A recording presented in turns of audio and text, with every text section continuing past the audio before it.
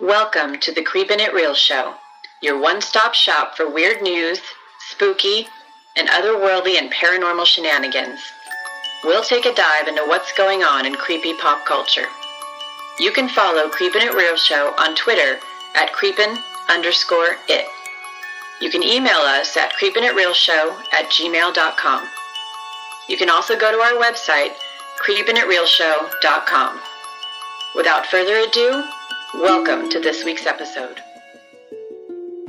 Hello, and welcome to the Creepin' It Real Show. As usual, your host Christy and I are here with you, creepers, today. But also, we have some very special guests from the Pacific Paranormal Investigations group, Karl, Brian, and Tim. And first of all, hello, you guys, and thank you for being here. Hello. Hi, thank you for having us. Yeah, this is a red letter day. We have you guys. We seem to so far have the technology working. This is all coming together. Let's not jinx ourselves yet. The day is young. It's young, and as we were saying before this, it's young and it's hot. So we're just going to ignore all that and sit in the air condition in the dark, hopefully, and talk about some paranormal investigation stuff. So I wanted to start off, you have a lot of fantastic things on your website. There's all kinds of things to look at and get to know about you guys. But I want to hear it, and I want our listeners to hear it in your own words. If you could introduce each of yourselves individually, and then tell us what drew you in being involved in paranormal investigations. Hi, I'm Brian Miller. I'm the tech manager for Pacific Paranormal. And what drew me into the paranormal was a fascination with a local haunted house, which is a historical museum here in San Diego called the Whaley House. It's a great place. You got to check it out. We have actually done whole shows on the Whaley House. Sorry to interrupt. It's one of our. I think it was our second show ever we did on the Whaley House, but not from their perspective. That would be great to hear them talk about it. But moving on. I'm sorry to interrupt. No worries. No problem. Hello, my name's Tim. Been with the group for a number of years, working with some wonderful people. Basically, what got me into this group was the person next to me. He happened to get into this group, and he was interviewing his data, and we were. I was slowly absorbed into the group. I had a place that we could give our lecture series, and that was in the local libraries. And since dealing with education on that level, I just got entered into the group by association. So here I am. One of them. Well, not that. By osmosis. Yes. One of us. Hey, I'm Karl Sherlock, the co-directors of Pacific Paranormal Investigations, Brian and Tim. And I'm probably the oldest member, in many ways, the oldest member of the group here. Charter member of Pacific Paranormal.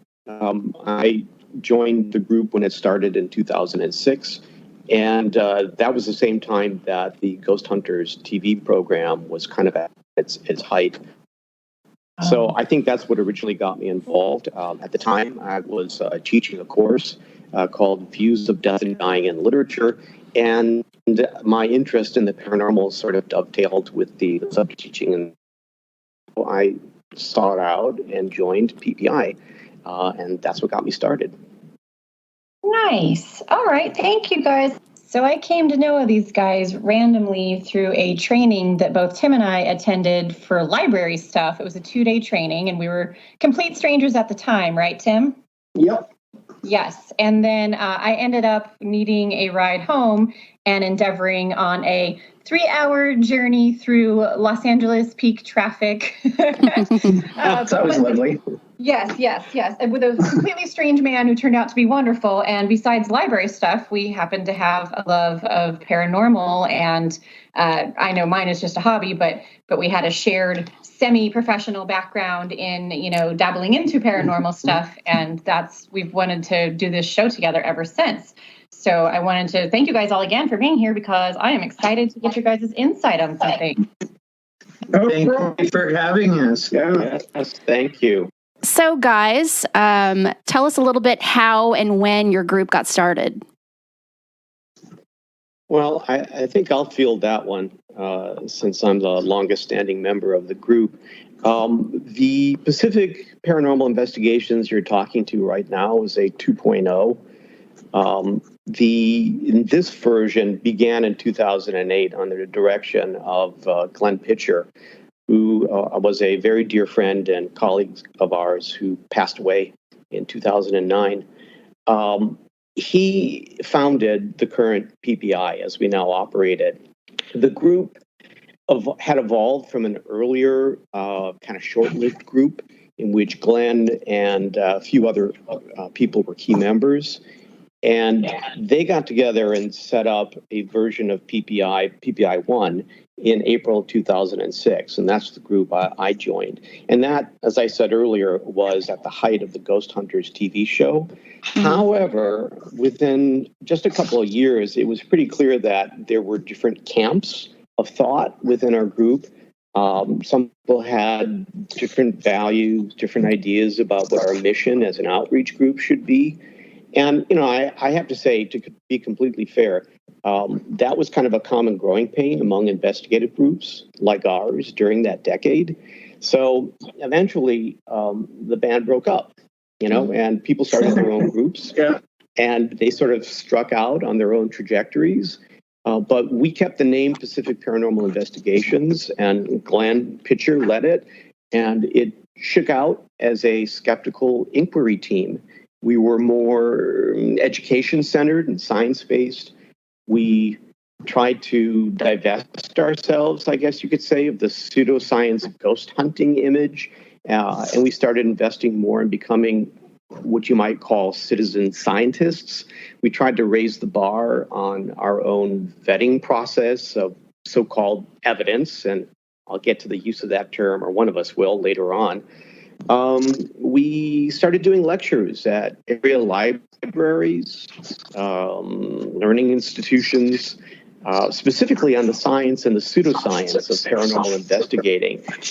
I think my team members will agree that we also started becoming more openly critical of this glut of cable paratainment shows and all of their reality personalities. We started doing a rigorous peer review process of all of our findings, where our goal was to talk sense into one another about why the things that we were finding in our review weren't necessarily particularly paranormal, Right. And then we started writing white papers and publishing them on our website, and we reinvented the whole thing into kind of an archive of educational resources. So around 2016, when it was clear, that the whole ghost hunting interest had sort of already crested and was dropping off, we pulled a kind of shoes of the fishermen and opened up our vaults of curricular resources, anything about our investigative methodologies, anything you want to know about our techniques, our resources, our logs, all of it. We just made freely available on our site to anyone who wanted it. And when I say that, I just want to be clear that I'm not trying to be self-aggrandizing. We are adamant as a group that people understand we don't consider ourselves to be experts. We just kind of play them, and not even on TV or radio for that matter. So that's what I say, how our group started and evolved. That's how it became what it is today. So when you're describing kind of the outlook and the theme and overall what you guys basically believe, it's more of a science-based, than approaching everything in a more of the spiritual side.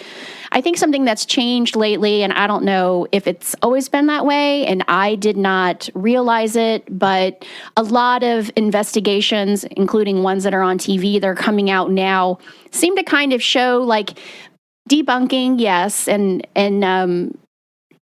showing things in a more scientific way, but also kind of trying to help people understand that if there is a haunting, it doesn't have to be scary. Like, I think the first shows that came out, it was always like, every time there was a sound or a jump, and they tried to make everything like you should be afraid of it more than it's really just a person who possibly hasn't moved on, and that's okay. And it doesn't have to be scary. It doesn't have to be evil every time you have an experience. Have you seen that, or is that always the way it's been, but TV kind of portrayed it that way?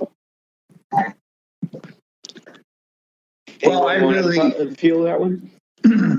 Well, I really like the first episode of Ghost Hunters, the first season.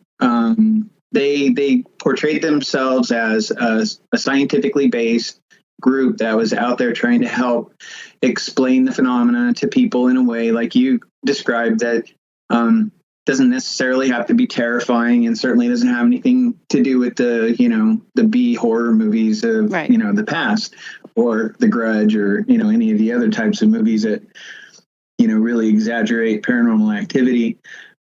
Most of what we have found has been very calm, benign, sometimes reassuring, and intriguing through our investigations. Correct me if I'm wrong, Karl, but that was one of the things that really got my interest in this scientific approach versus the psychic approach. Not that we say our approach is better than anybody else's, or that only our approach works, because obviously this is a field of study that's in its infancy, and we have to be open to all approaches, and I believe they're all valid. This just happens to be our approach. Right. Interesting. So you kind of overlapped on this a little bit, but so what would you say your primary goal is when you conduct an investigation? Your primary goal, is it to help people, or is it to collect irrefutable evidence, or all of the above? That brings us to some terminology that we have been kind of standardizing. We do presentations at the libraries pre-COVID. Where we go over terms such as irrefutable evidence, because that is really troubling to us, because the point is to refute, dispute, or discount. Okay. We don't really call anything that we capture on our equipment evidence, because really, what is it evidence of? We're looking at it more analytically, so we call it data. Okay. That's interesting. So we look at trying to standardize some of the terminology. We rarely ever use the H word when we describe a house that has paranormal activity, because it has a lot of baggage associated with it. I've only been to a couple of places that I would consider to be legitimately haunted. One of them was the Whaley House.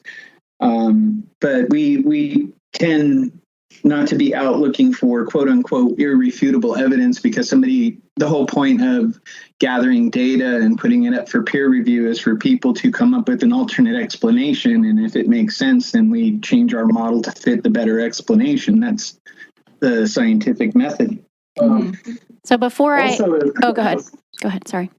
I say one of the other things too is if we can't explain it, to have it documented in the hopes that somewhere down the road somebody might come up with a good theory or explanation on what we just experienced at that location. But we are an outreach group, and we're trying to help people, and gathering the data is like an aside for us. It's like the icing on the cake. So is there ever, do you think there's ever going to be a time when the evidence that investigators collect will be enough proof that there's something else, that there's something out there. Like, I guess when we talk about collecting evidence, it's frustrating when I see something that I'm like, wow, this is definitely evidence that there's something else. And then nobody ever takes it seriously. It just kind of feels like almost a fool's errand sometimes when you think about people that are such huge skeptics, especially in the science community. What is it going to take, when you talk about getting irrefutable evidence? Well, Or data. I'll fill that one if you don't mind. Yes. I think as a skeptical inquiry group, we would consider it an overreach to try and prove that there's anything beyond, right? That's really not our goal. There's a pitfall that you can easily fall into, and many of us do. I'm guilty of it, called hyperactive agency detection. Or HAD, if you want to call it by its initials, but it's a kind of pattern recognition error in which your overactive imagination kind of fuels your need to reveal hidden causes, right? So in the case of ghosts and ghost hunting, for a lot of us, that's motivated by trying to prove that there's life after death. And that's the problem. Like what we do isn't, we're not doing to try to prove anything other than the fact that these phenomena actually exist in the data and in our findings. But I think over the years, we've kind of given up trying to use our data and findings to prove anything. I mean, we don't know right. What any of it is. To start with an assumption that this is, quote, evidence of life beyond, or the existence of the soul, or what? I mean, parallel dimensions. We just are too stupid at this point in our history, in civilization and our science, to prove any of that or make an assumption. So I think that's why we're also very careful with the semantics of how we talk about what we do, and we try to steer away from words like evidence and irrefutable for exactly those same reasons. We don't want to begin with an a priori assumption that what we're doing is to prove the existence of the soul. That's a mistake that leads you down a trajectory of fallacy from a skeptical viewpoint, strictly. Right. And again, right. that's our methodology. That's our technique. I'm not trying to say that ours is the only one or the best, just like Brian was saying earlier. But I think that's, correct me if I'm wrong, guys, but I think that's where most of us stand on this issue. I agree. Yep. And I think also one of the things that adds credibility to any, like, say, EVP capture is the way that it's that it is captures the totality of the circumstance of the investigation, that it's given a file name in such a way that we can tell the time, the date, the location, who was present, because that's what the scientific community is looking for. If you're going to provide some clip and say this might be proof of the paranormal or some evidence of some anomaly, you have to provide context, or it's just data out of context and it's easy to dismiss. Yeah, I can understand that. I was actually doing some trying to listen to EVPs last night from an investigation, and I'm like, am I hearing this, or is my brain telling me I'm hearing this? And it was frustrating, and right. Yeah, I understand that. So I'd love for you guys to kind of walk me through, like, an investigation, for a typical investigation, how you approach the people involved, what equipment you use, and things like that. I would begin with Tim. Well, just straight off the bat, due to this wonderful year we're all experiencing, pretty much anything that going into other people's houses to investigate claims like this is strictly off the table this year with the COVID. No one wants to bring home anything that was from some other place into their own household and endanger their loved ones and themselves. So as far as doing any investigation this year of places, we've kind of held off on doing that and seeing how next year comes from. But one of the things that we were normally doing is that we had a section of our website set up of a program that you could request an investigation. And by going to the website and clicking into this thing, there was a series of questions that you could answer. And you go through this list, like where you are, what happened, what things are you concerned about, so on and so forth. You would write down this or fill out this form that we had online, and then you would send it in. We would then take that and we would go through that request and see if we could detect any red flags.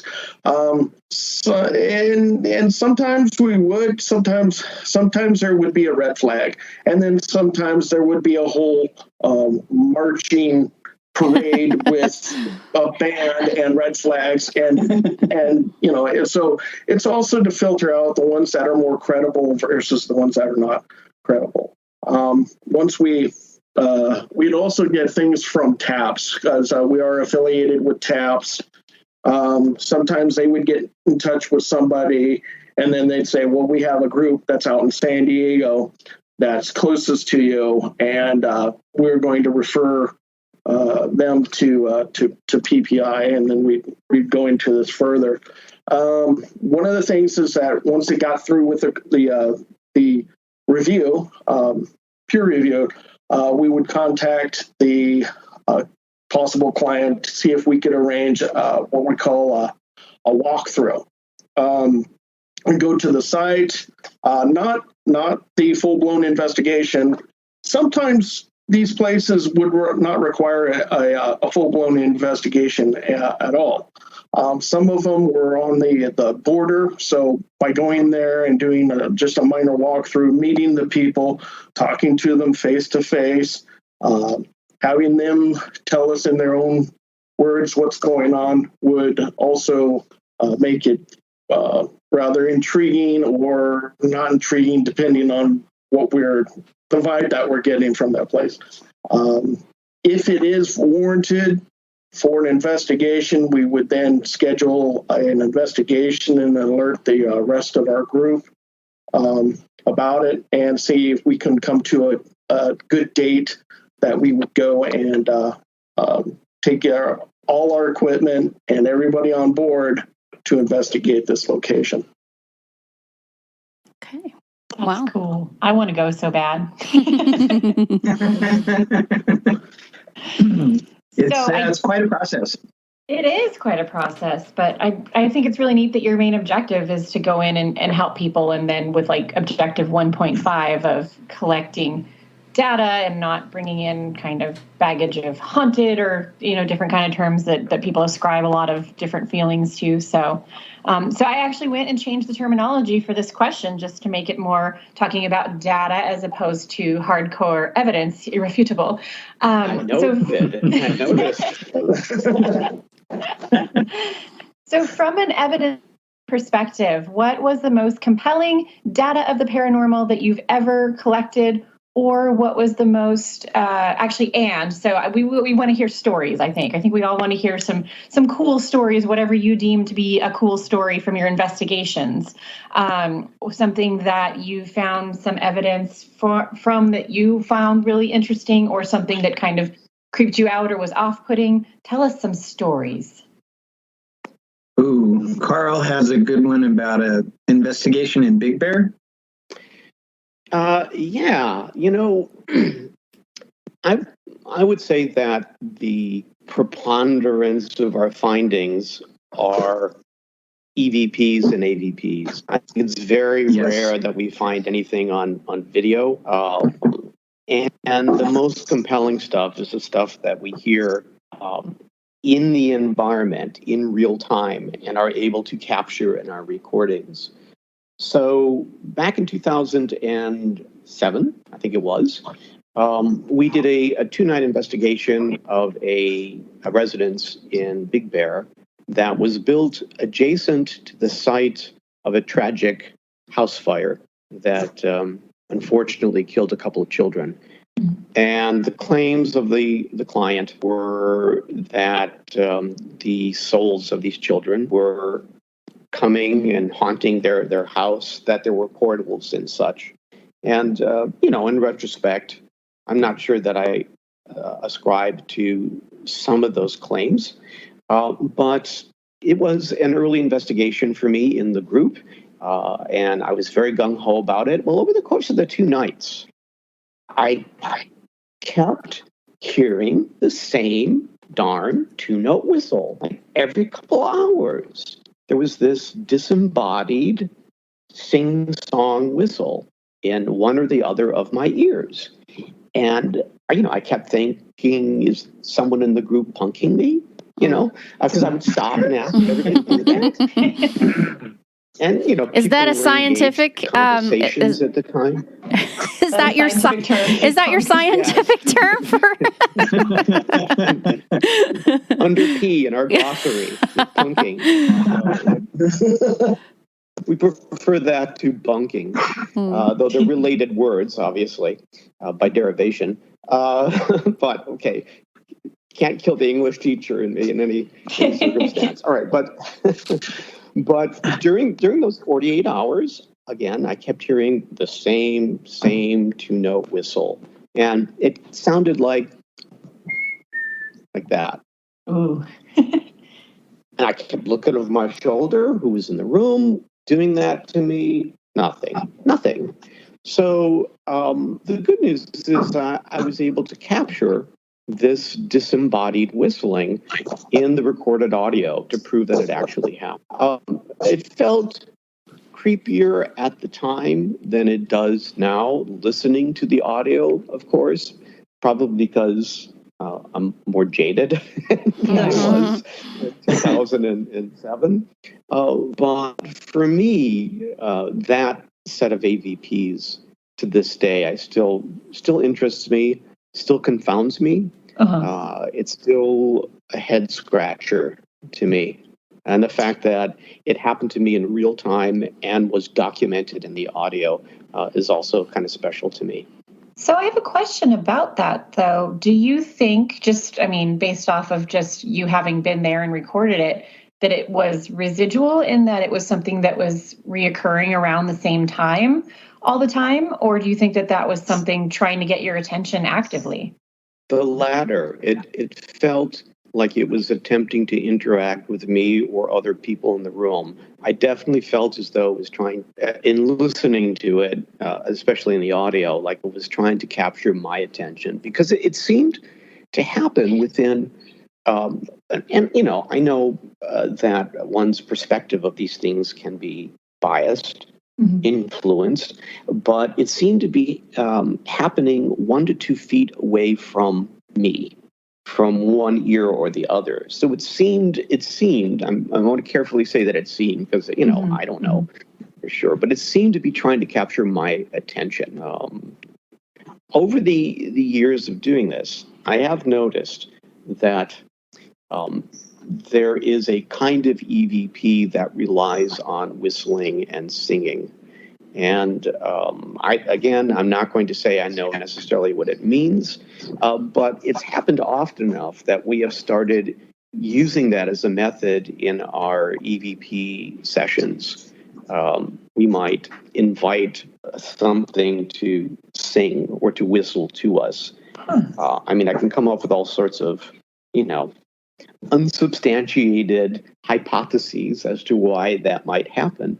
But it happens often enough that we've actually begun to solicit those kinds of responses in our sessions. Oh, that's interesting. I guess one thing that immediately comes to my mind, which, based off nothing as a novice, but just is language barrier. You don't have a language barrier if something's just making a sound. So it's true. Yes. Agreed.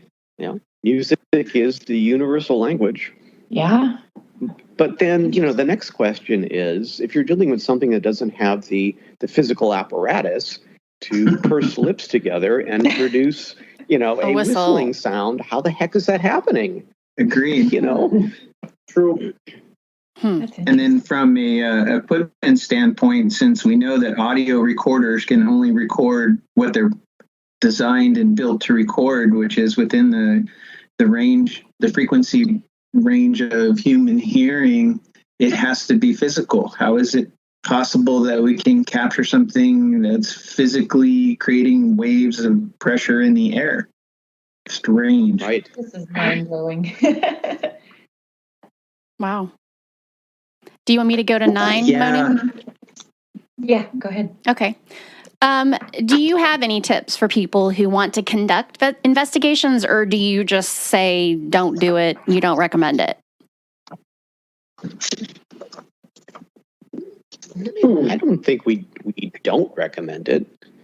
No, we recommend it.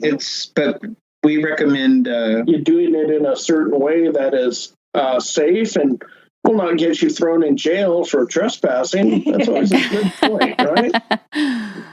Right. I actually wanted this question because I drive Tim nuts. Like, I message him out of the blue and I'll just be like, where can I go if I want to find a ghost today? And he's like, first of all, we're in the middle of a pandemic. Second of all, like, just go outside of the house for a little bit. So I would love y'all's opinion on an experience that I had very accidentally. I did not go looking for it. It happened to have happened at one of my best friend's apartments, of all things. The weird part is that before she started having weird things happening, I stay the night over there sometimes because she lives like 30 minutes away. And if we're drinking, I'm like not going to drive home. So I'll do a sleepover. And I've had really weird dreams when I stay over there, including like I'm looking out a window at these apartment complexes that are not hers. And then later I found out when I looked it up, those were actually, the ones that were in my dream look exactly like the old apartment complex that used to be there that they tore down and made these studio condos. But anyway, she started having very, very weird things happening. Her bulldog, she has 2 dogs. The Rottweiler was blissfully unaware. The bulldog would lose its shit every time, like at a certain time every night, barking at things. And she started taking pictures and video, and she actually caught something like shoot across the room that the dog was barking at. And so I went over there with the little recorder. You know, we were drinking wine and asking questions, and I didn't really get a lot. So I just was like, hey, I'm going to leave this here, and you do some recordings because, you know, it's not going to happen in one night. We know that. One of the nights before this, I had actually heard a man's voice talking, and I was the only one that could hear it. And I'm like, don't you guys hear this guy? Like, I was looking around like it was a neighbor, like playing a prank on us. It was nobody. He sounded very just like our time, not some sort of long, you know, he wasn't speaking in a weird accent or anything. And we're talking about a place that has a lot of Indian reservations that used to be there. So I thought that can't be it. It's got to be somebody that was around recently. So she started doing recordings, and she has one where you cannot hear a voice, but her Alexa is being interacted with. I am not shitting you. It says, her Alexa all of a sudden out of nowhere says, today is Tuesday. And then it says the date is whatever, November 1st, 2019. Like somebody was asking it questions. And so we were thinking there's probably some dude who died, you know, in the last 20 to 30 years hanging around here. And he's learned because, you know, she's like, Alexa, put toilet paper on my shopping list. Alexa, what's the temperature? Alexa, you know, and he might have figured out that here goes my Alexa. Alexa, stop. So anyway, have you guys ever thought about checking the Alexa like logs when you go and do an investigation to see if somebody had like off charts had asked questions or any kind of device like that? Has anybody ever thought of looking into that? I mean, she went back and looked at the time that it had been at, and she was like, I was not here. My boyfriend was not here. Plus, there's nobody talking. You can just hear Alexa answering questions that you don't pick up on in the recording, which is really bizarre. Have you guys ever thought about looking at anything like that or using one of those as a tool? I know that sounds crazy, but it just blew my mind. Well, voice activated things like Alexa and Siri are very intriguing, but I don't fully understand the mechanisms that make them respond. Right. I'm not an electrical engineer, and obviously that's what we would have to do is conduct a bunch of experiments to see, are there ambient noises that hit within a certain frequency that would make it respond. I know that there were reports of Alexa laughing, sinister laugh out of nowhere. There'd just be this creepy, sinister laugh. Somebody had hacked into their system somehow to generate this creepy, ghostly laughter to freak people out. I'm constantly wondering, would it physically be possible if we can capture a disembodied voice on a electronic audio recorder, then certainly in a device like Alexa could also pick up a disembodied voice and respond to it. Mm-hmm. Yeah. It's just, I'm not an electrical engineer, so I couldn't speak on that, but it's very, very intriguing. Yeah. I didn't know if maybe that would be like the future of, because I think Alexas are almost in, how much percentage of homes, if somebody's experiencing a haunting, is it something that you would put on the list to check, if it had started to respond kind of, because you can go back and see what the commands are. And that's what we did is we looked it up and nobody was at home, but somebody was asking, what day is it? And she said, it's Tuesday. Then they said, what's the, and they said her name. I'm not going to say it because mine's in here. What's the year? Listening. Yeah. And so when they asked, so something, somewhere, somebody, whether it was being hacked or it was a voice in the room, had figured out Alexa and was asking her questions. And it was just bizarre that it was, what's the day? And when she didn't say what the year was. And so then they said, okay, what's the year? And she said, it's 2019. So that just kind of blew us away. It makes me wonder about something about the Alexa. Could you ask that same question in a foreign language? And they have Alexa's answer. In English? In English. In English. I don't know. I've asked Alexa, what have I asked Google what time it is in Spanish when I was kind of practicing my Spanish. And I think it answered me in Spanish though. Huh. Because that would be a weird thing also, is that if this thing is picking up language and it's interpreting and then it's responding back in English, or is it hearing it in English and responding in English? Right. Well, and it kind of goes back to different forms of electronic voice phenomena, because there have been reports of voicemails that were left by people that had not called. They never called. Mm-hmm. You got a voicemail, and it was maybe the voice of the loved one who had passed away. I've never personally experienced that, and we've never had that on any of our cases. But it's always been in the paranormal literature that I keep delving into. I've heard of stories really like that. We always like to do a scary story episode where we find scary stories from the internet and read them on our show. And I believe one of them was a voicemail like that. They had passed and left a voicemail. So that's very intriguing. Like, how do you do that? It's amazing. You asked earlier if we had any tips for people who want to conduct investigations and the way that we do.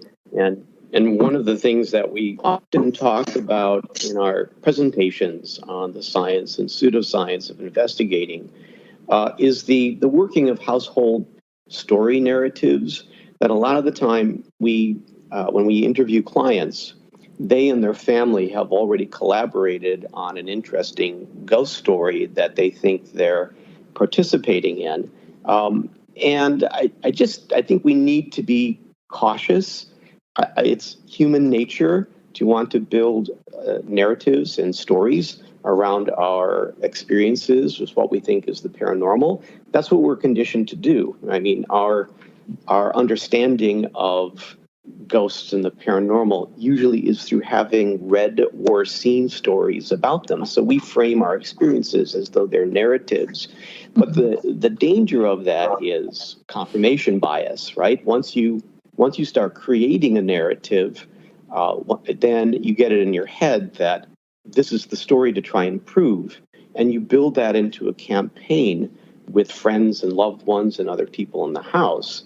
And then there's no going back. Once you've committed to investing in that narrative, how do you decouple from it? How do you get yourself out of it?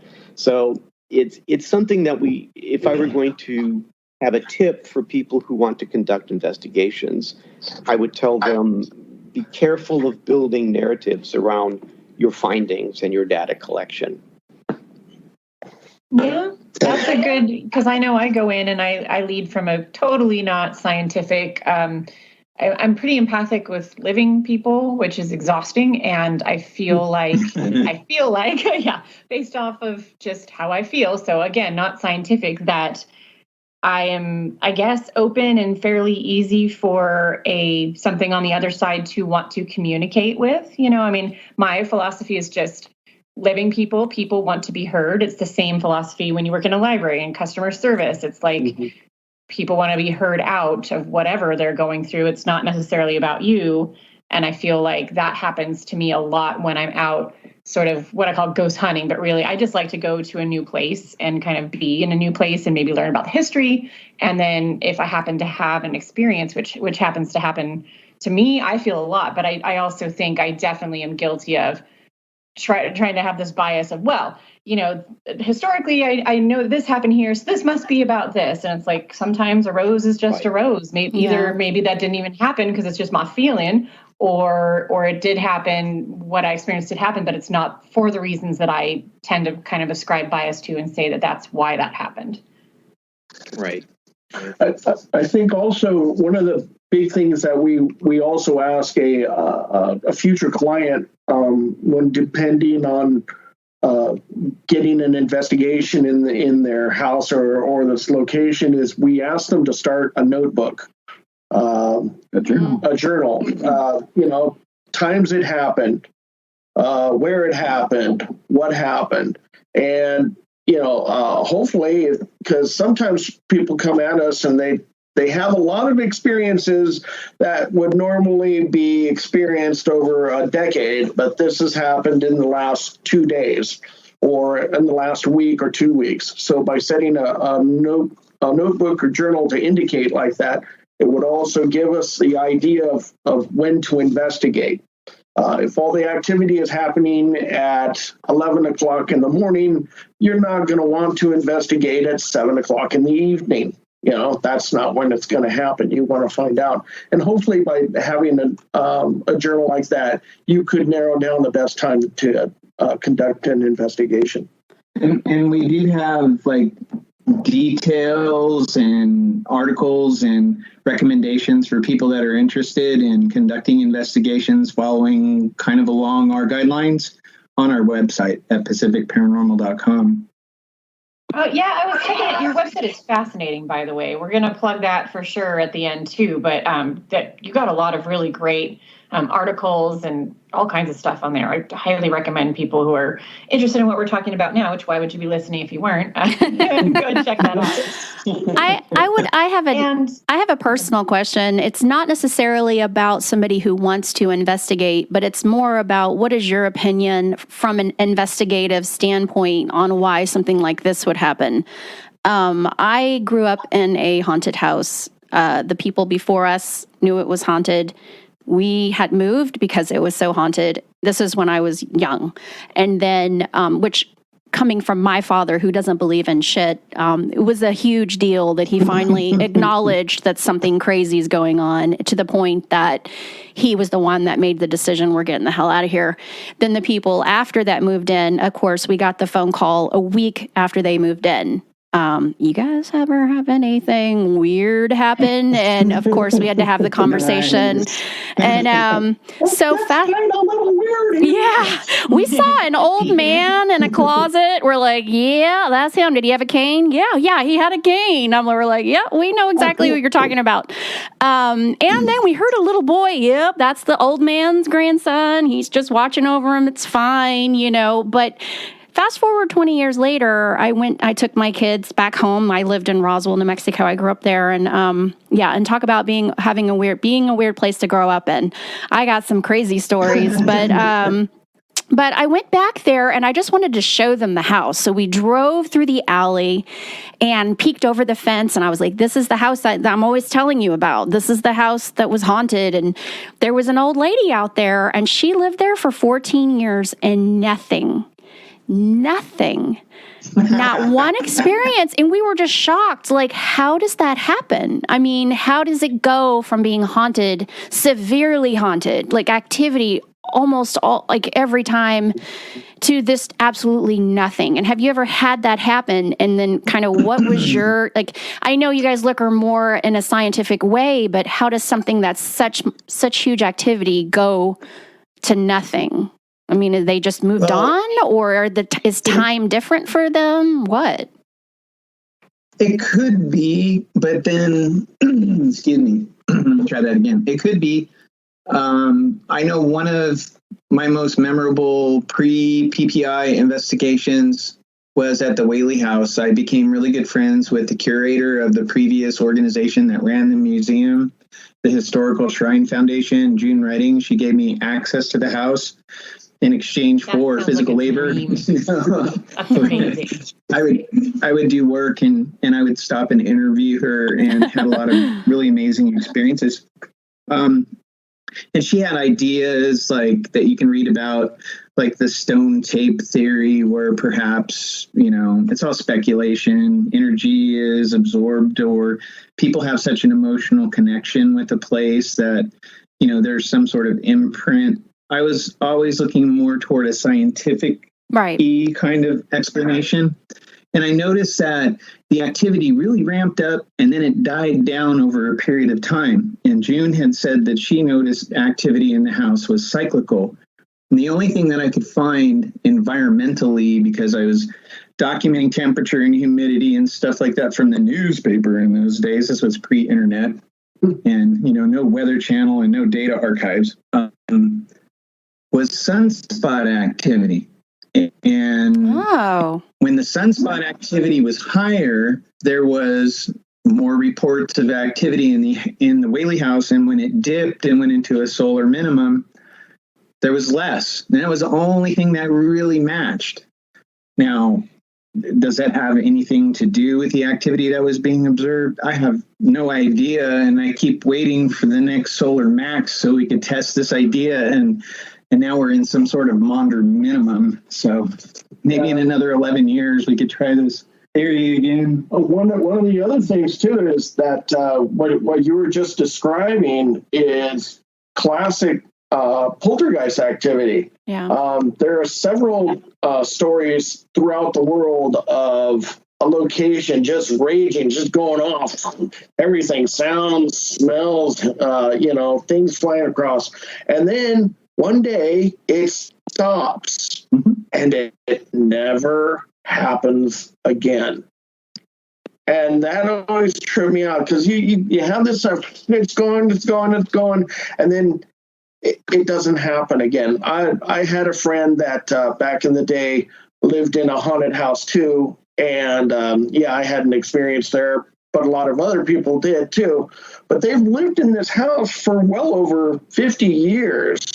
And this stuff was going on in the 70s, but came to ask my friend about, hey, have you had any activity in your house? And he said, no, that stuff stopped in the 80s, and it's been quiet ever since. It's funny that you say poltergeist, because I always attribute poltergeist, maybe this is just because I've watched way too many ghost shows, but with teenage activity, like whenever teenagers are in the house, which that makes a lot of sense because the people before us had a teenage daughter. There were 4 teenage daughters in my house. But then the next couple that experienced it didn't have kids. But again, that's an interesting theory because I don't know if that's true, but I've always heard poltergeists can also feed off of like hormones and lots of emotion and activity and energy. And that's why sometimes it gets really ramped up with teenagers or kids.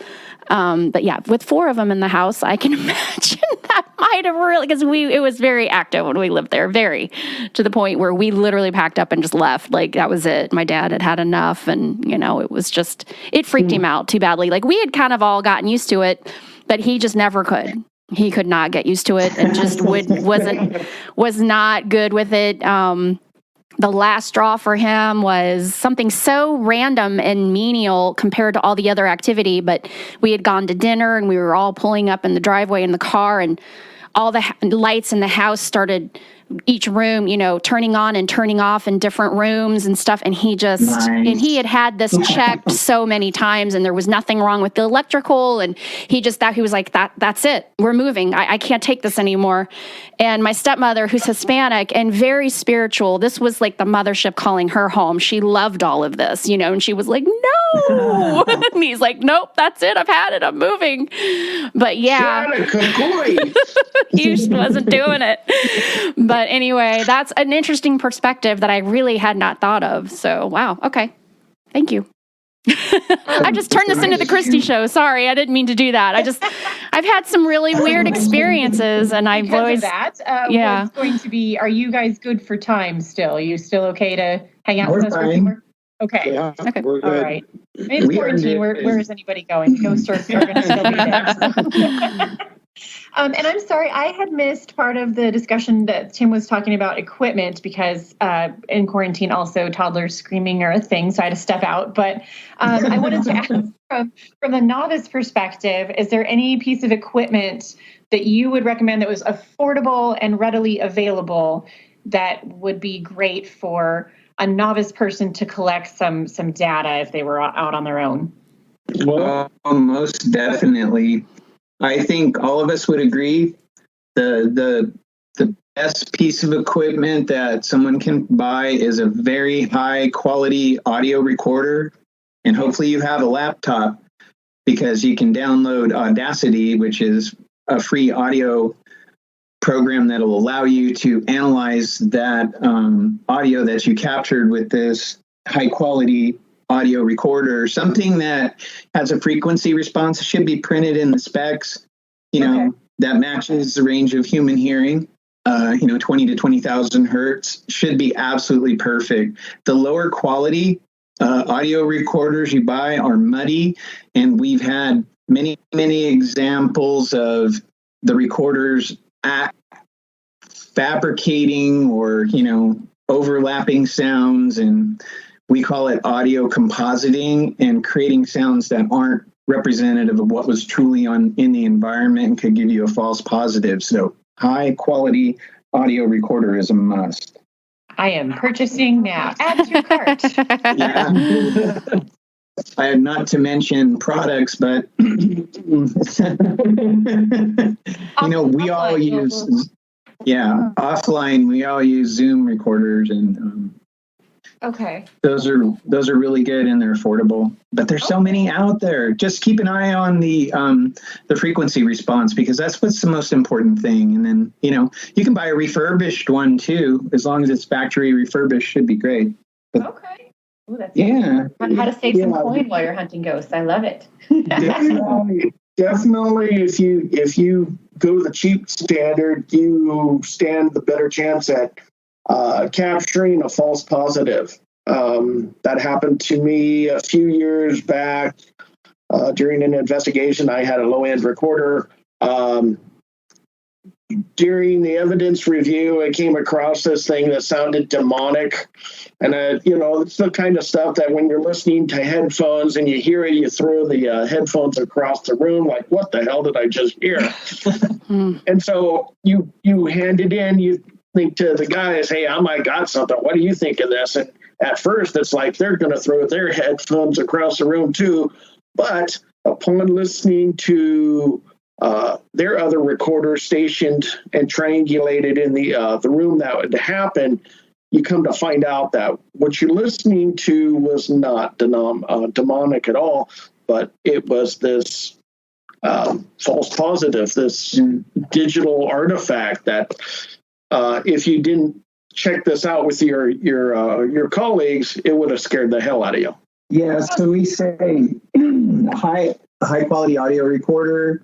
If you're going to do video, try to get one that you can not see in the dark, but has infrared capability, because most of those digital video recorders that have infrared capability also have fantastic microphones, and there's ways that you can split the audio track away, and you can use that for EVP analysis. And then I always like to recommend that people monitor the environment too, mostly for like temperature fluctuations. And there's a really neat device that I purchased, that we use, that can data log. And I don't know if I can mention it, but it's the EDI Plus. Mm-hmm. It's one of the few devices that's actually been created by paranormal researchers for paranormal researchers. They provide you with the documentation on the specs of the equipment, and it's a multimeter. It does EMF, it does humidity, it does ambient temperature, it's a vibration meter all in one. And then you just drop a little chip in it and hit record, and it will data log your entire session, and you can go back and use that to verify if there was some anomalous EMF spike that correlated with your EVP capture or anything else that was reported by somebody in the room. Adds a little more credibility to that experience. Okay, that sounds amazing, because credibility is good, because I definitely am the first person in the horror movie to be like, I'm going to go investigate here. And, It's got to be in the basement. Yeah. Start in the basement. Yeah. Start in the basement by myself, especially if it's dark. But, yeah. Moni would be the first one to die. Exactly. Yeah, absolutely. Oh, yeah. Either that or the final girl. There's no in between. Yeah, so. yeah. Awesome. Okay. And Christy, you're up next. Yeah. So we title ourselves as a pop culture show. So we usually start the show out talking about what we're watching or what we recommend to the listeners. But we'd love to hear if you guys have any recommendations, what you're watching, scary, paranormal, anything that has any books or shows or anything like that you really would recommend. Karl, what would you say?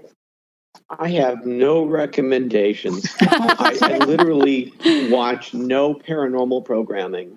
None. True story.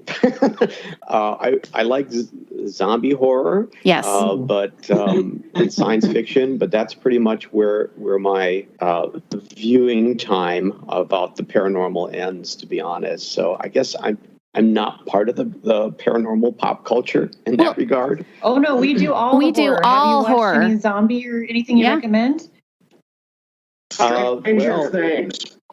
Oh yeah, staple. Stranger Things. Oh my. Stranger Things is fun. I'm waiting for the second season of Black Summer to return.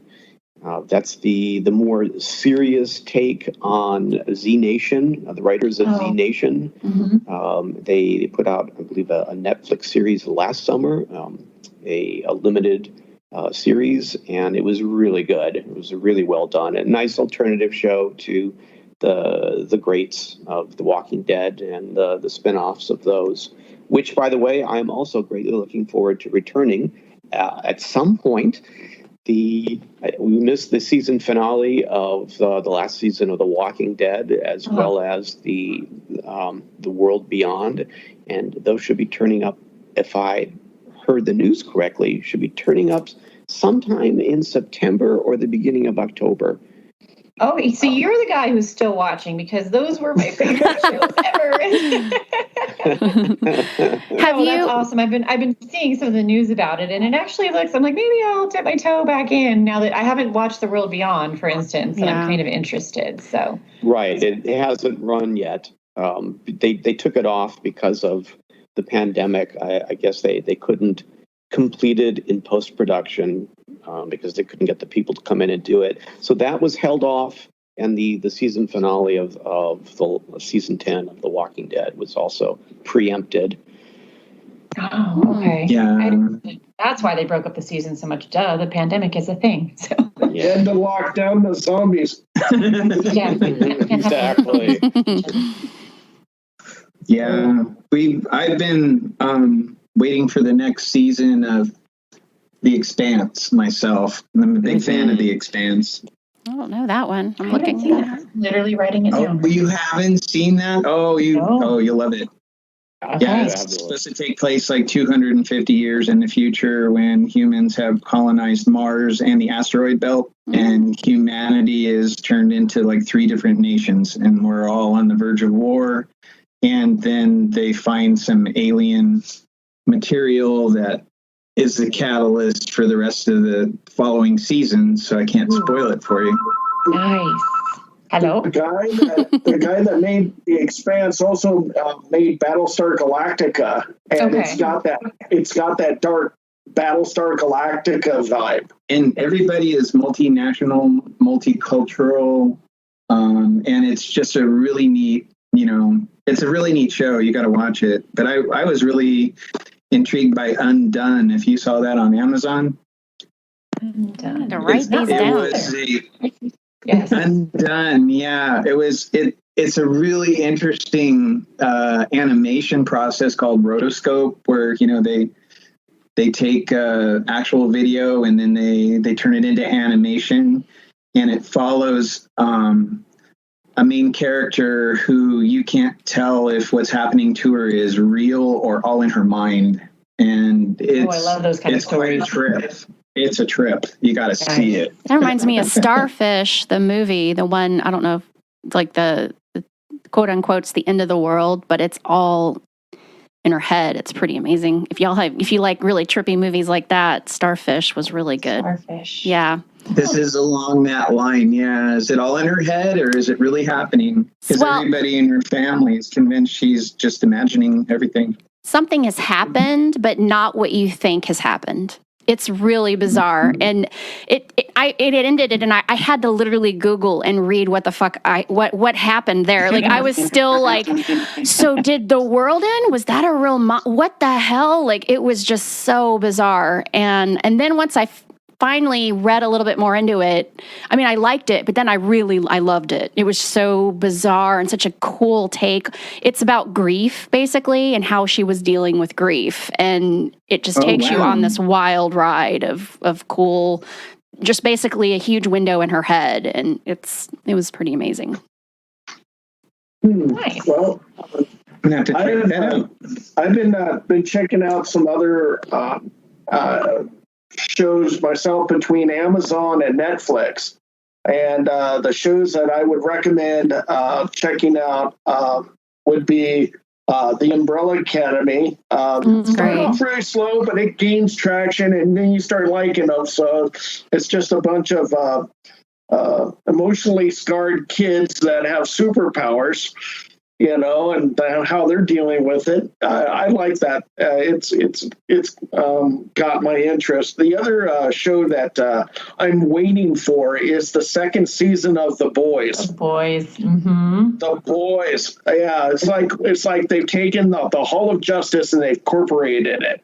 Right? So you have all these superheroes, but they're under this claim, and they've got all this flash and awe, but they're just as screwed up, if not worse than anyone else, and that's a good show to see.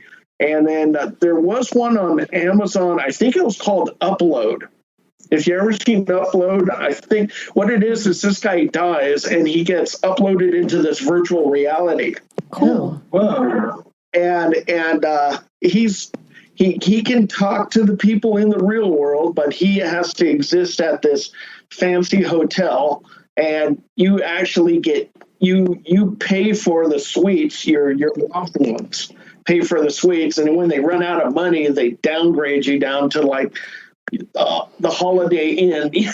Instead of you staying at a 5-star hotel and everything's gorgeous, you're like down in the basement. You've got so many gigs to play with, and then once you use them, you can't go any further until the next month, where they reactivate your the amount of memory you can use. It sounds like Black Mirror. It was really interesting story. Yeah. That's cool. I thought that was a really interesting story too. So, and The Expanse, of course. So, awesome. I think we're going to be waiting. We're going to be waiting for a lot of stuff because of COVID. I think scooted everything back. The boys are returning in September. Yeah, they're coming the 4th, I want to say, like pretty soon. Mm-hmm. We're waiting for, as a show, one of our favorites is the Hunting at Hill House. They have the Bly Manor. Yes. Oh, yes. And they're always mysterious, even like with the first season dropping, about when that's going to come out. I'm thinking it's going to happen in October, and I do think I read somewhere that they were done before all the shutdowns or done with actually the in-person filming. So I'm keeping my fingers crossed that we get it in October, but I'm so excited for that to come back. Me too. Do you think that season 2 is going to be a prequel? I think they're taking it. Is it a different house? It's a completely different story, like a different family. Okay. It's a book already out there. I know that, and I think you're right. I think it is like kind of like American Horror Story. It's a completely different. It's different. It's called Bly Manor, and I don't know if that's a prequel, and they just called it that because that was the family living there. They're very vague on the details, and I'm also dying for the Candyman film that was supposed to come out in July. Yeah. I'm a huge fan of all 3 of those films, but especially obviously the first one, and the way that it looks like they did this one, although it's been shrouded in mystery, looks amazing. And I think it would have been a good time in our history to have certain conversations that story brings up. And I'm dying for that to come out. The Haunting of Hill House was originally written by Shirley Jackson. Yes. She's the one who wrote the story The Lottery. I don't think there was a second book by Jackson, though, to my knowledge. So whatever they're going to do with the second season, it's just going to be new territory. Yes. I am Googling Bly Manor book. It's The Turn of the Screw is the original title of the source material. That's where it comes from. Okay, so it is based on Henry James' mind-bending classic, The Turn of the Screw. That's what The Haunting of Bly Manor is based on. So it's a different author. So everybody, go read that before. Referring to actually The Haunting at Hill House. Are we talking about 2 different stories? That one that you were talking. Go ahead, Roni. Oh, good. Oh no, just that now it looks like the source material for season 2 is they're calling it Bly Manor, but it's based off of the turn of the screw. Oh, Henry James. All right, very good. Yeah. Oh, interesting. It immediately looks to where I can read that before the season drops while I'm waiting. So. All right. Well, thank you guys so much again for being here. No problem. We're glad to spend some time in the morning and chit chat with you guys. Thank you for having us. I wanted to ask, do you have anything coming up that you want to plug, like anything that's being written, or do you have social medias or anywhere that you want our listeners to find you guys? Well, our website, thanks for asking, is www.pacificparanormal, all one word, .org or .com. And on that website, you'll find just a whole bunch of resources and articles and media. It should take you probably some time to sift through all of that. But we also have a presence on social media on Facebook. And anybody want to talk about that? Well, it's pretty much open to everyone on Facebook. We do put interesting articles when we find them on those sites, and just something that come across that might be new and intriguing. We'll put it on there.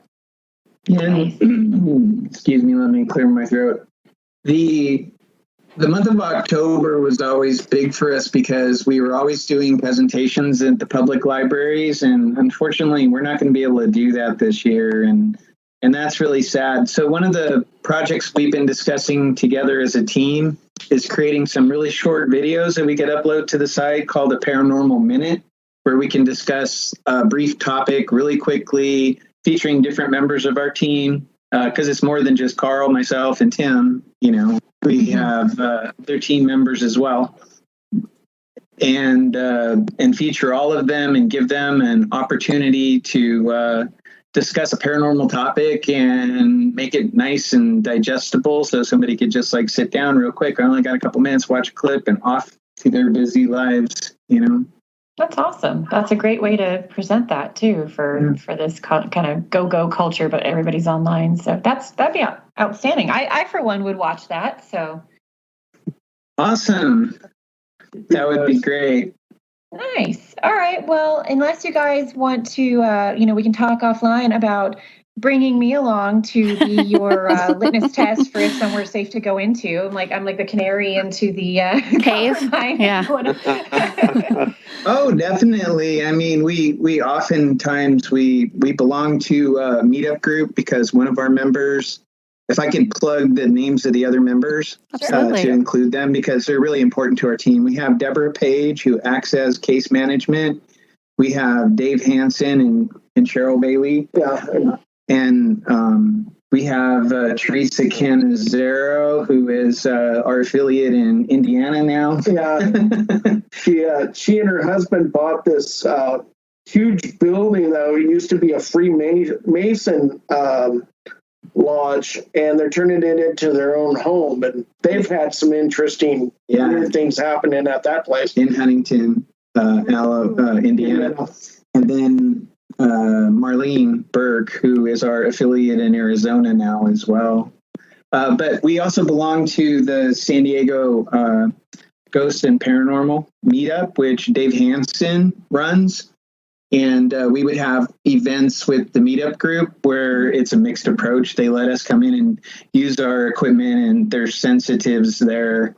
And it's always a lot of fun because everybody is respectful of each other's approaches, and sometimes we get some interesting findings. That's cool. Once things reopen, I will be looking at that. I usually end up doing a lot with the Orange County. I forget what the paranormal group. What's that? Soul Searchers? OC Soul Searchers? No, OC Hauntings, and I forget what they're called. But we do a lot. I do a lot going over there. But obviously, if I could keep it more local, that would even be better. So. Oh, heck yeah. Awesome. Can I also just offer one more bit of advice to anybody wanting to conduct an investigation or be part of a team? I think there's something that needs to be said that's very important about the process. And I'll make this quick, but first of all, you need to get used to disappointments because results are not really typical, shall we say. When you see in an hour show on TV them finding all of this great stuff, that doesn't happen in real life. Mm-hmm. Most of the time you go into an investigation and you sift through boring hours of review, but it's really, really important to choose a core group of people to investigate with that you can consider to be your dear friends, because honestly, at the end of the day, and for most of us really by morning and during our investigations, the most productive thing that will have come out of that investigation is that you have spent that time with your friends. In most cases, you're not going to get results that are of interest, right? Mm-hmm. But you will have the experience you spent in the dark with your friends investigating. So that's the thing I really want to impress on people. Do this with people you care about, with people you have a connection to, because actually we get a lot of unintentional EVPs responding to the interaction among us as close friends. People who just want to, it sounds like voices who just want to be part of that human interaction. So that's my sort of final suggestion or tip. I love that. I don't know if you guys have heard of the whole new trend towards there's an app for it, Randonautica at all? Is that familiar to anybody? No. Okay.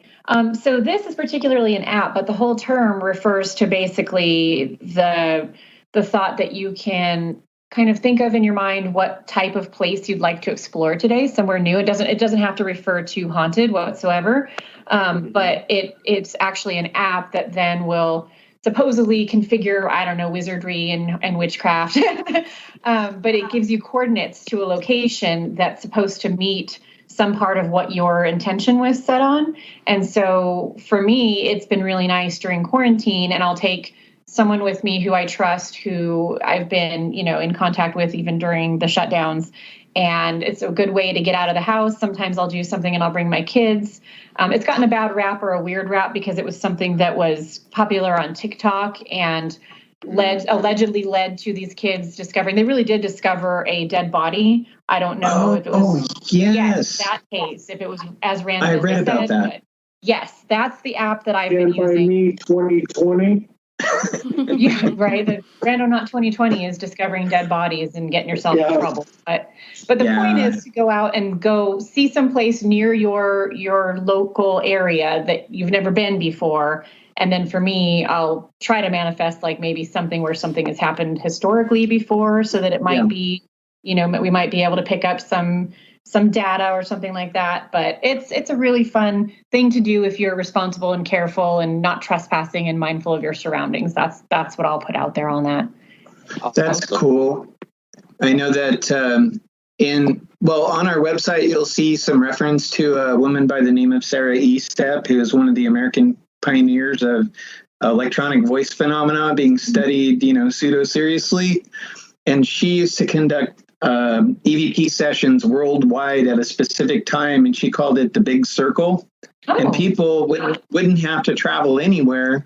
They would just sit down and conduct EVP sessions in their own home and then analyze their data kind of as a training thing. Mm-hmm. But some people are uncomfortable doing EVP sessions in their own home. And especially if you get a false positive, you might not feel too comfortable in your house. But you don't have to go anywhere because the phenomena seems to be available to anyone who's willing to sit down with an audio recorder and keep, take it seriously. I'd also say that if you are looking for places to investigate, check with the local historical societies. Some of these places, they have houses that they've acquired that have their history, and if they're open to it, you could go in and conduct an investigation in an empty house. And by reading the history of it, you might also get some ideas on what to ask during an EVP session in the location. That sounds like a fantastic way to go about not getting yourself shot for trespassing. So that's probably oh man, I need the money, and it's a good way of supporting them. Yeah, give them a shout out. I live in smack dab in the middle of the Civil War era battlegrounds, so I have no need for any kind of searching for hauntings. They're all over the place up here. I say that because I'm in the burbs of Atlanta, but yeah, including my house. Every once in a while, I've lived here 15 years, and every couple of years, something really fucking weird will happen, and I have no explanation for it. So I would be comfortable doing it at my house, but my husband is always like, he goes from none of this stuff exists, you're just scaring yourself, to like, but you better not, try to conduct any conversations or investigations in our home. So, like, which is it, buddy? I would say that if you start having things going on in your house, then that might warrant you to do an EVP session in your house. But if you're not having anything happening in your house and doing that's not for me. Wow, I'm not going to tell him you said that. No reason, don't poke the bear. Exactly. Yeah, so. I've thought about doing it, but I'm in the firm belief that what's happening in my house is one of two things. It's either residual energy, or every once in a while, like when you're talking like dimensions, quote unquote, I believe like it's thinned a little bit where I'm hearing conversations or I've actually seen a woman in my bedroom walking right next to my husband in the middle of the night. Like I saw it as clear as day. I think that there's like a thinned like dimension of time that's being thinned at times that I can hear and see things happening. And then it's gone for years. And then it comes back again, like our doorknob twisting. It only happens in my bedroom. And right off the side of my bedroom, there's a garden, and I used to plant a lot of plants over there. And I came across like an old foundation. I can't like dig and so I've left it alone, and I really don't think anything is aware of me, or if they are, they don't know what to make of what's going on because it's just bizarre. I haven't seen anything really interact with me. I've just seen and heard things. Just recently, I heard something. First person I texted was Moni. I'm like, what the fuck? I was laying there and clear as day, a little boy in my ear. Yeah. Yes. I was like, I can't believe that. I couldn't go to sleep, and I was freaked out, and I was just holding my dog because I was completely freaked out. So it's almost like I don't want to know. If it's in my room, I just rather not know. If it's somebody else's house, by all means, I'll stir all the shit up. But and I mean, and that seems to be the majority of the cases that we come across too. It seems to be residual. Doesn't seem to be aware of anybody around, which means it can't harm you. Right. And it just adds a really neat element to your house that other people don't have. So, I mean, it makes it kind of more special. Yeah. Great selling point. I'm not going to put that in our real estate if we ever sell our house. I'm going to forego that in the listing. You put definitely not haunted. And, definitely not haunted. Definitely not haunted. Because what is haunted? Who's going to define the real estate industry anyway? Yes, semantics. So I'm sure we could all chat for hours, and I look forward to a day when maybe we could actually see each other in person and do that. But for now, I suppose we should let you guys move on. I do have one thing I want to plug, and it relates to Tim, actually, which Tim is also a really wonderful photographer. And yes, so can you give the website for that, Tim, or are you not comfortable sharing that? For my Instagram page? Is that what you're talking about? Sure. I have an Instagram page. It's a bunch of pictures on landscape, still life, and abstract stuff. It's at Rancho San Diego Photographer 1. Look for the little kitty in the background, yellow background, and it has 2 glowing green eyes. That's my site. So, and that's where I've been putting my pictures. So, hopefully I'll put some more that are kind of the spooky, scary stuff. It's getting towards October Stuff. But, anytime that I could just take a picture of the sign COVID and it'd scare the crap out of anybody. Right. So flashbacks of 2020. Say COVID. Woo. Yeah. So I mentioned that because we give our socials as well of where you can find us and what we've been working on. And I have a nonprofit called Creators Assemble, which just put out an ebook that is a bunch of our creators, people who are writers, people who are illustrators, and then some folks who are photographers. And Tim's photography, some of the creepier stuff, is featured in the book and has had a lot of good feedback. Awesome. Oh. Yeah. Thank you. Good. So the book is available on creatorsassemble.org. It's $12 with 100% of that going to 2 local charities in San Diego, the San Diego African American Museum of Art and the California LGBT Alliance that are both based out of here. So if you guys wanted to access it and buy it, you'll find a couple pages from Mr. Mountain. Awesome. Thank you. And then you can Both follow organizations that are close to my heart. Yeah, exactly. and right now, with where we're at in history and everything else, it's a good time to kind of be supportive. So you can find me at Moni Bear across the board on Instagram and Twitter. And Christy, where do we find you? I am Creepin' at Christy on Instagram and creepin_it on Twitter. And then, as always, as we advertise, our Facebook is rockin' and a fun place to hang out and look at some really dank memes. So we don't really do too much like paranormal conversation. We just do a lot of bullshit and jokes. So it's fun to just be involved in that community. I did just tag these guys' page, so people will be able to find us if they're on our Facebook as well. So awesome. Thank you. Excellent. All right. Awesome. All right. Well, you guys have a good day. Try to stay cool out there, and thank you again. You. Thank you. Thanks It's really for a having pleasure us. talking with you. You're the dummy that don't believe in science. All your projects always be denying. You're the dummy that don't believe in science. All your projects always be denying. And I got thrown on half my woods. I've got thrown